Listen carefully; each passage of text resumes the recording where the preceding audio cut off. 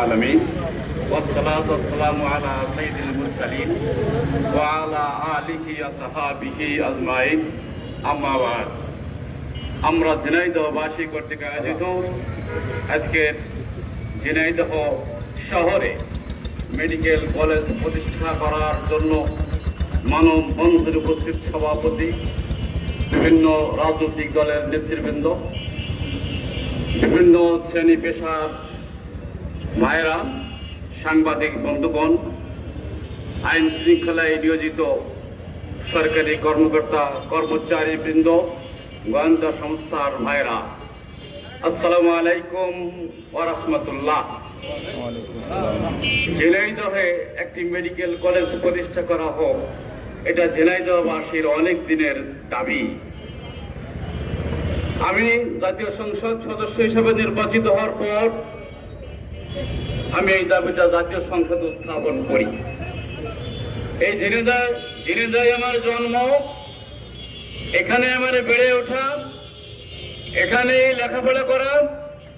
সুতরাং ঝিনাইদহের কিভাবে উন্নতি করতে হয়, কি কাজ করলে ঝিনাইদহের উন্নতি হয় বা ঝিনাইদহের উন্নয়নের জন্য কি কি করা দরকার, আমি ছোটবেলা থেকেই তিলে তিলে এটা বুঝতে পেরেছি। বিভিন্ন মানুষ, বিভিন্ন শ্রেণী পেশা, বিভিন্ন বিভাগের লোকদের সাথে কথাবার্তা বলে আমি তীব্রভাবে অনুভব করলাম ঝিনাইদহে মেডিকেল কলেজ নাই। এই জেলায় মেডিকেল কলেজ আছে, খুলনা বিভাগে 5টি মেডিকেল কলেজ আছে, আমাদের পার্শ্ববর্তী মাগুরা জেলায় আছে, যশোর জেলায় আছে, কুষ্টিয়া জেলায় আছে, মাঝখানে ঝিনাইদহ জেলায় নাই। ঝিনাইদহের অনেক ডাক্তারের সাথে আমার মত বিনিময় হয়, তারা আফসোস করে ঝিনাইদহে কোনো নেতাও নাই, মেডিকেল কলেজের কথা কেউ বলেও না।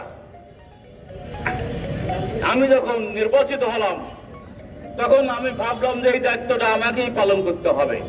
অতএব আমি জাতীয় সংসদে কথা বলি, এবং ওই দিন আর কোনো বক্তব্য দেওয়ার সুযোগ ছিল না, মাত্র 2 মিনিটের জন্য একটা বিষয়ে বক্তব্য দেওয়ার ছিল। জাতীয় সংসদের কিছু নিয়ম কানুন আছে।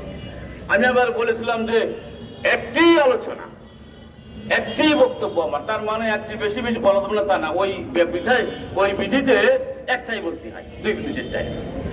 সেই কারণে বলেছিলাম একটাই দাবি, তার মানে আর দাবি নেই তা না। আমি পর্যায়ক্রমে ঝিনাইদহের জন্য রেল লাইন স্থাপন করা দরকার, কৃষি বিশ্ববিদ্যালয় স্থাপন করা দরকার, পাটুরিয়া দৌলতদিয়া ঘাটে ব্রিজ করা দরকার, সেটাও বলেছি। তারপরে ঝিনাইদহ যশোর যে 6 লেন রোড তৈরি হচ্ছে, এটা ত্বরান্বিত হওয়া প্রয়োজন, এসব বলেছি। নদী খনন করা প্রয়োজন, সবই বলেছি। মেডিকেল কলেজ প্রতিষ্ঠা করার ব্যাপারে সরকার আমাকে জানায়, আমি জাতীয় সংসদে নোটিশ দিয়েছিলাম। নোটিশের উত্তরে আমাকে জানিয়েছিল যে আপনাদের এখানে মেডিকেল কলেজ স্থাপন করার জন্য এর সম্ভাব্যতা যাচাই করা চলছে। সেই যাচাই চলছিল, এবং কোথায় হবে সরকারিভাবে টিম দিয়ে কোথায় হবে সেটা কয়েকদিন আগে পরিদর্শনও করেছেন। রেজাল্ট কোথায় সেটা আমরা এখনো জানি না। অবশ্য জাতীয় সংসদ চলছিল বিধে আমি এই পরিদর্শন টিমের সাথে থাকতে পারি নাই, জাতীয় সংসদ চলতেছিল। অতএব সেইভাবে আমরা চিন্তা করছিলাম যে ঝিনাইদহ শহরেই হবে, এবং ঝিনাইদহ শহরে মেডিকেল কলেজ হওয়ার মতো অনেক ভালো ভালো জায়গা রয়েছে। আমাদের যে ঝিনাইদহ সদর হাসপাতালে আছে, হাসপাতালেই যে জমি আছে, এটাই মেডিকেল কলেজ করা সম্ভব। এরপরে আরো জমি আছে, আরো জায়গা আছে, পানি উন্নয়ন বোর্ডের ভিতরে জায়গা আছে, সেখানে করা সম্ভব। আরো আরো জায়গা আছে, অনেক জায়গা আছে যেখানে করা সম্ভব। কিন্তু আমরা আশ্চর্য লক্ষ্য করলাম ঝিনাইদহের মন্ত্রী তিনি একটা গোপালগঞ্জের দৃষ্টান্ত স্থাপন করলেন। আপনারা তো বলেন বিএনপির ভাইরা, সরকারি দলের ভাইরা, আমরা তো বিরোধী দলের এমপি, আপনারা সবসময় বলেন সবার আগে বাংলাদেশ। সবার আগে বাংলাদেশ, আর আগে সবার আগে শৈলকুপা কিভাবে হচ্ছে, সবার আগে বগুড়া হয়ে যাচ্ছে কিভাবে? আগের সরকার তো সবার আগে গোপালগঞ্জ করত, আপনারা সেইটা অনুষ্ঠানকে সবার আগে শরীফা করতে চাচ্ছেন না।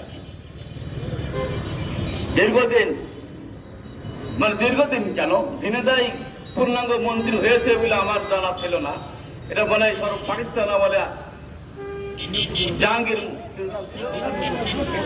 বশির মজুমদার ঝিনাইদহ মন্ত্রী ছিল পাকিস্তান আমলে, এরপরে পূর্ণাঙ্গ মন্ত্রী হয়নি।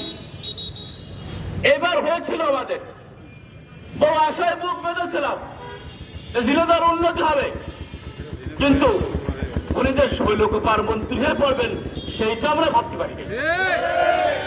আপনি তো অত ছোট ভাবলেন কি ভাবে? আপনি তো ঝিনাইদহের গৌরব, আমাদের গৌরব, দেশের গৌরব। জাতীয় সংসদে আমি থাকি, আমি দেখি আপনি দু একজন মন্ত্রীর ভেতরে আপনি একজন। তা আপনি নিজেকে এত নিচু মনে ভাবলেন কিভাবে? ঝিনাইদহের মানুষ আপনাকে অনেক বড় ভাবে, কিন্তু আপনি ছোট মনের পরিচয় দিয়েছেন। সম্মানিত আইনমন্ত্রী, আমি গতকাল অবশ্য জাতীয় সংসদে ওনার সামনে রেখেই কথা বলেছি, উনি আমার কথা জবাব দেননি।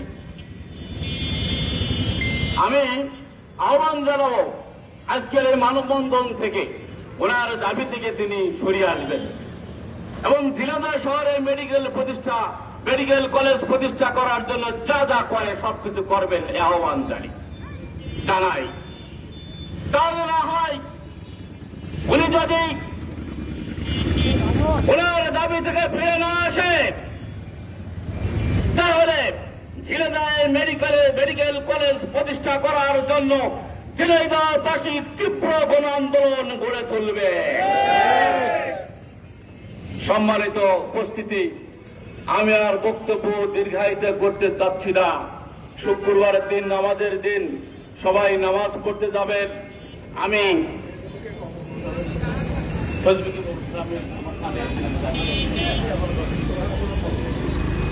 আমি একটা দেখেছিলাম যে এমপি নিকো, আমি জবাব দেওয়ার প্রয়োজন মনে করি। আমি জাতীয় সংসদের কথা বলছি, বিভিন্ন জায়গায় যাচ্ছি, বিভিন্ন জায়গায় আসছে, এই যে এখানে এসছি, এখানে এসে বক্তব্য দিচ্ছি, এরপর কি প্রতিবাদ দেওয়ার দরকার আছে যে উনি নিখোঁজ?